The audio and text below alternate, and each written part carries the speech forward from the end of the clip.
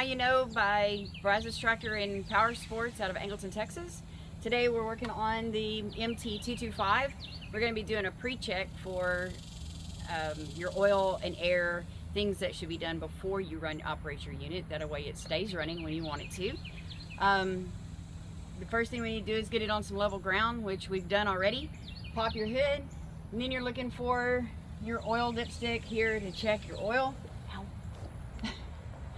To check your oil here, and then open your air filter container, make sure it's clean.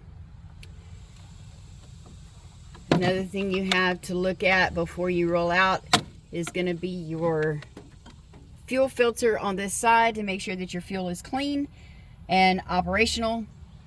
Another thing that you're going to want to check here is going to be your screen on your radiator. If this gets plugged up, this causes your unit to overheat and can cause some major damage.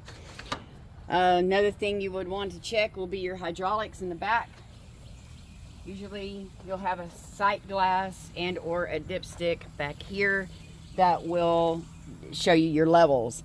On and off with all implements causes your levels to become low. When they become low, then of course your operation is not right.